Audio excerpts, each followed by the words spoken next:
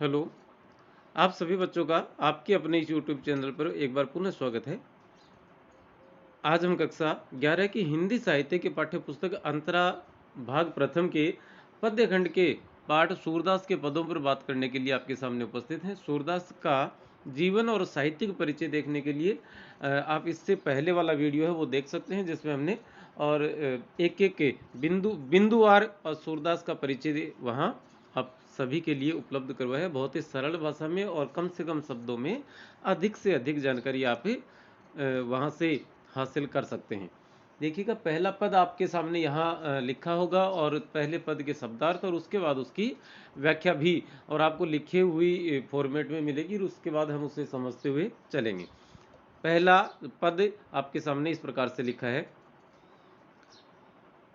कि खेलन में को काको गुसैया हरि हारे जीते सरिदामा बरबद से ही कत करत रिसैया जाति पाति हम ते बढ़ना ही ना ही बसत तुम्हारी छैया अति अधिकार जनावत याते जाते अधिक तुम्हारे गैया रूठ ही करे तासों को खेले रहे बैठी जहत हैं गवैया सूरदास प्रभु खेलो ही चाहते दाऊं दियो करी नंद दुहैया। सूरदास ने और कृष्ण के बाल रूप का वर्णन यहाँ किया है। जिस प्रकार से बालकों की प्रवृत्ति होती है कि वो खेल खेल में और अपनी हार स्वीकार नहीं करते और बेईमानी करने का भी पूरा पूरा प्रयास ही वहाँ करते हैं, तो श्री कृष्ण का एक तरह से हम कहें कि सामान्यकरण और सूरदास के द्वारा किया गया एक मानवीकरण, क्योंकि सूरदास को भगवान के रूप में माना जाता है और भगवान का मानवीकरण यहाँ सूरदास ने किया है। इस पद में देखें और यहाँ देखिएगा शब्दार्थ देखें तो शब्दार्थ में आप पाएंगे को कि खेलन में को का अर्थ है कौन, का को किसी का, गुशैया स्वामी की खेल खेल में कौन किसका स्वामी है। बरबस बरबस का अर्थ आप देखेंगे जबरन जबरदस्ती, रिसैया क्रोध, बड़ मानी बड़ा, बसते रहना कि हम तुम्हारी छाया में थोड़े ही बसते हैं। छैया मतलब आश्रय या छत्र छाया, तासो मानी तुमसे, को का कौन, गवैया ग्वाले या गोपालक बच्चे, दाऊ का अर्थ दाव जिसे डाई भी कहते हैं। जैसे छोटे बच्चे कबड्डी आदि खेलते तो डाई देना है ना, गुल्ली डंडा खेल में डाई देना। और नंद दुहैया का अर्थ है नंद की दुहाई देना। अब दोस्तों और आप यहां देखेंगे इस पद की व्याख्या देखते हैं कि कवि सूरदास द्वारा बाल कृष्ण मतलब कृष्ण के बाल रूप का और अन्य गोपालक बच्चों के बीच खेल के दृश्य का जीवंत वर्णन किया गया है। कैसा वर्णन है? जीवंत वर्णन किया गया है। खेल में कृष्ण हार जाते हैं फिर भी हार स्वीकार नहीं करते और जैसा कि बच्चों की प्रवृत्ति होती है बेईमानी करने लगते हैं, तो कृष्ण भी अन्य बच्चों की तरह से अपनी हार स्वीकार नहीं कर पाते और बेईमानी करने का पूरा जतन वे करते हैं। हालांकि आप ये इस बात से परिचित हैं कि कृष्ण का बारे में जैसा लिखा गया है उस हिसाब से मान सकते हैं कि कृष्ण चंचल थे, नटखट थे और बच्चे थे तो स्वाभाविक रूप से और वो नटखटपन उनमें आना ही था।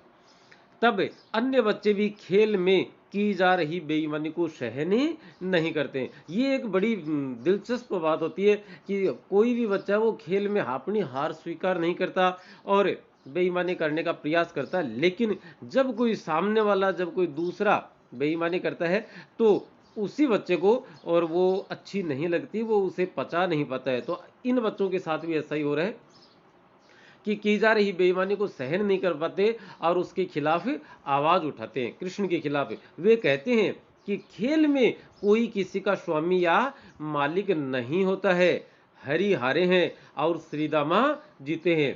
कि तो हरि हे कृष्ण तुम हार गए हो और श्रीदामा जो हैं वो जीत गए हैं, जीत उनकी हुई है। अब तुम जबरदस्ती ही क्रोध कर रहे हो, तुम न हमसे जाति में बड़े हो और न ही हम तुम्हारे आश्रय में रहते हैं। माना कि तुम्हारे पास थोड़ी ज्यादा गायें हैं, तुम्हारे पास गायों की संख्या ज्यादा है, मान लिया इस बात को, लेकिन इससे तुम हमारे राजा या स्वामी नहीं बन जाते कि तुम्हें सिर्फ तुम्हारे पास गाय ज्यादा है इस एक कारण से तुम्हें ये अधिकार नहीं कि तुम हमारे स्वामी बन गए और इस प्रकार से अधिकार जता रहे हो। तुम तो बात बात में रूठ जाते हो, ऐसे रूठने वालों के साथ कौन खेलेगा। बच्चे कह रहे हैं कि बार बार ऐसे रूठने वालों के साथ कौन खेलेगा। और ऐसा कहकर वे सभी गोपालक बच्चे यहाँ वहाँ जाकर बैठ जाते हैं। सूरदास लिखते हैं कि अब यदि प्रभु खेलना चाहते हैं तो नंद की दुहाई देकर दांव देने के बाद ही खेल सकते हैं। यदि वो अपना दांव नहीं देंगे तो बच्चे उनके साथ नहीं खेलेंगे। विशेष में हम लिखेंगे कि सूरदास द्वारा भगवान कृष्ण का मानवीकरण, क्योंकि यहाँ देखिएगा भगवान माना है कृष्ण को सूरदास ने, तो भगवान कृष्ण का मानवीकरण एवं सामान्यकरण किया गया है। ये सामान्यकरण और मानवीकरण किया जाना ही और इनका एक बड़ा एक बड़ी बात है इनके साहित्य लेखन की।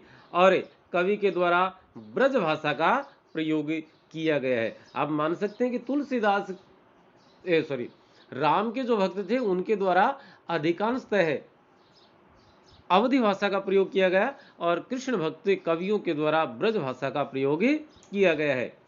अगला पॉइंट है कि बाल मनोविज्ञान का बहुत ही सुंदर चित्रण किया गया है कि बच्चे के द्वारा की जाने वाली छोटी छोटी हरकतें, छोटी छोटी बातों और उनके मध्य जो बातें होती हैं उन बातों का बहुत ही सुंदर चित्रण कवि सूरदास ने अपने इस पद में किया है। तो दोस्तों आज के इस क्लास में सिर्फ यही एक पद लिया है। अगले पद क्लास में हम इसके दूसरे पद के बारे में जानकारी प्राप्त करेंगे।